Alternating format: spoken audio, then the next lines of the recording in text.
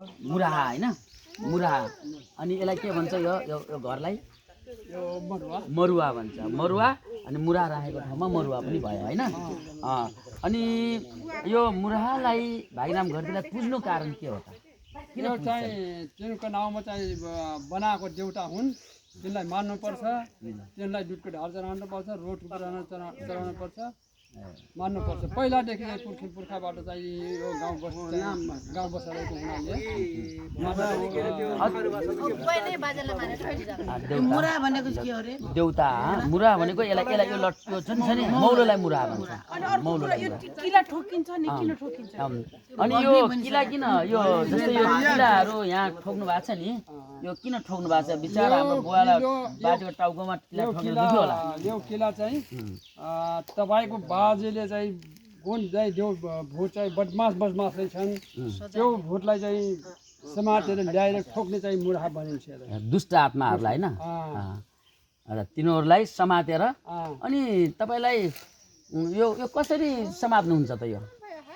यो देउतालाई बोलाएपछि मलाई आउँछ मबाट निकालेर चाहिँ ठोक्छन् यस्तो तपाईँमा देउता चढ्नु मतलब अनि त्यसपछि त्यो कोले बदमासी गर्यो बदमास को हो भन्ने कुराहरू तपाईँले भन्छन् देउताले भन्छन् होइन यो हुँ भनेर त्यो बोलिन्छ नि तपाईँले नै ठोक्नुहुन्छ ठोक्ने र हल्का म समातेर ल्याउने तपाईँले समातेर ल्याउने म बोलौँ दादा अरू भन्दा पनि यो चाहिँ उहाँले चाहिँ अब उहाँ समाहित जस्तो हजुर बुवाका उसमा त्यो ठोक्नुको मतलब चाहिँ के भन्नु उहाँले चाहिँ सम्पूर्ण उसमा आफूमा खिच्नु हुँदो रहेछ ल्याएर त्यसरी कन्ट्रोल गर्नुलाई त्यो रहेछ हामी त्यसरी बुझ्यौँ होइन त अनि कन्ट्रोल गरेर ल्याएर अनि यहाँ ल्याएर बाजेलाई अनि गइदियो बाजेको उसमा चाहिँ समाएको गोरु राँगा हराए मान्छे नै हराए यहाँ चाहिँ ल यस्तो मान्छेलाई चाहिँ गाई गोरु भैँसी राँगा ल्या त्यसलाई एउटा भाडा दिन्छु भनेपछि मैले 1 किलो मिठाई चढाएको हाम्रो भैँसी एकचोटि हराए यहाँ 6 दिनसम्म हामीले चाहिँ तिनी भैँसी भेटाएन पछि गएर तिनी चिराकी थिए उनले के भने त्यहाँ गएर एकचोटि तपाईँले भाग्नु सायद भेटिन्छन् हामी त आशै छोडिदिएको थियौँ अब भेटिनन् भनेर पुरै अब बगाले हराइगयो अनि त्यसपछि गएर यहाँ आएर अब बाजेलाई ल हाम्रो भैँसी हरायो अब हाम्रो भैँसी भेटाइदिनु पर्यो आज 5-6 दिन भएको भैँसी हराइगए हजुरलाई चाहिँ अब त्यो म बरु चाहिँ 1 किलो मिठाई चढाउँला हाम्रो भैँसी भेटिएपछि भनेपछि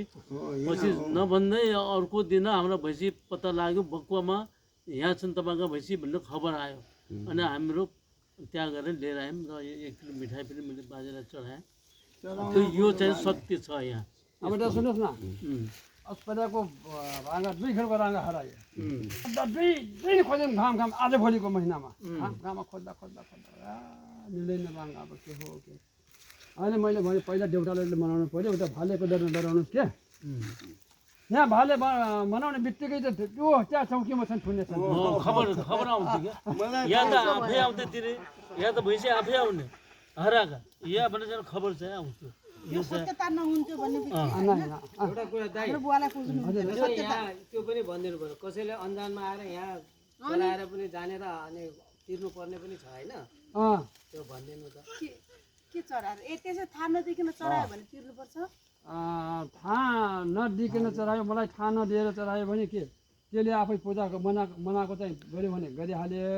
जति फेरि मलाई गर्नुपर्छ उसले चढाएन झुटो बोल्यो भने होइन झुटो बोल्यो भने फेरि उनलाई फोन पराएर साल पुगिने त फेरि कसैले मनोटक गरेर छोडिदियो उसले त्यो पुगाएन थाहा पाइसकेँ मैले पछि तपाईँलाई त्यो थाहा हुन्छ गुरुवा छन् कि गुरुवा यहाँको गुरुवा भने कसैले झुट बोलेको छ भने तपाईँलाई थाहा हुन्छ त्यो होइन अब भाषण मैले म चाहिँ एउटा भाले चलाउँछु भनेर उसले चाहिँ भाकल गर्यो कम्प्लिट गर्यो उसलाई थाहा भएन चलाउनै चलाएन किन मैले त अब कसलाई थाहा होला भनेर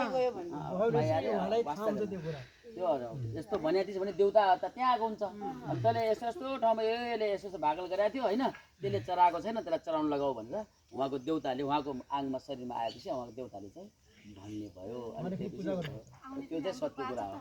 अहिलेसम्म चाहिँ जसले चाहिँ ढाँटिरहेको छ नि त्यसलाई चाहिँ च्याप्प समात्ने कामहरू चाहिँ भइरहेछ क्या देउता आएर होइन अनौठो लाग्छ क्या मलाई यो कुराहरू सुन्दा। यहाँको यस्तो जस्तो तपाईँको यहाँबाट बाहिरबाट अब नराम्रो जस्तो भूतहरू हाम्रो गाउँमा प्रवेश गर्न दिन्नन्। यहाँबाट भित्र प्रवेश गर्न त्यो भएर मैले चाहिँ के राखेँ भने एउटा कुरा उहाँले आफूलाई चाहिँ समाहित गर्नु हुँदो रहेछ क्या, आफूभित्र समाहित गर्नु हुँदो त्यो सबैको लागि क्या, सबै समाहित गरिदिने क्या आफूभित्र राखिदिने राखिदिने होइन जस्तै अब शङ्कर जस्तो महादेवले सम्पूर्ण उहरू होइन भूत प्रेतदेखि गरेन हो त्यस्तो क्या त्यस्तो चाहिँ रहेछ। र फेरि यहाँ सोमबार नै हुन्छ क्या सोमबार भनेको महादेवको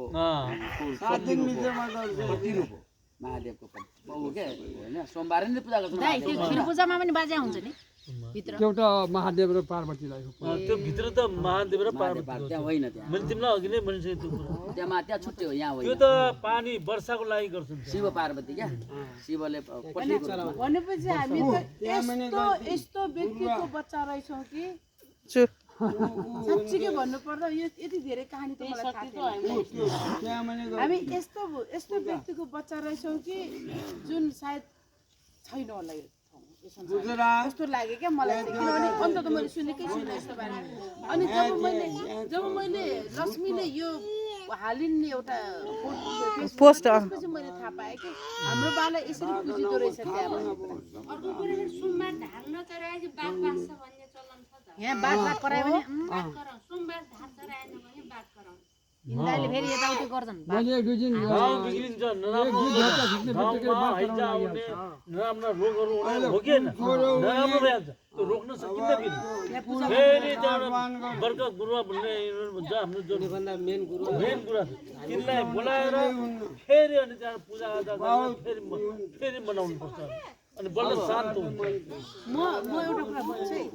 म साँच्चै यो भन्दाखेरि यो भूत प्रेत लाग्ने भाग्ने झाँक्री धामीलाई म विश्वास गर्दिनँ क्या, म गर्दिनँ थिएँ। तर आजदेखि मैले यो सोचेँ कि साँच्चीको हो रहेछ। यहाँ त तलतिर बेस गर्ने र मान्छे हराइदिन्छ।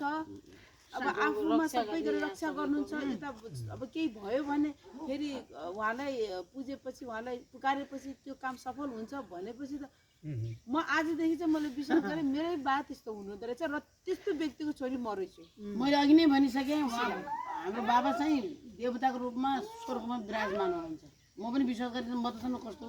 मैले साँच्चीकै मैले विश्वास गर्दिनँ थिएँ। दाइ भन्नुपर्छ उहाँलाई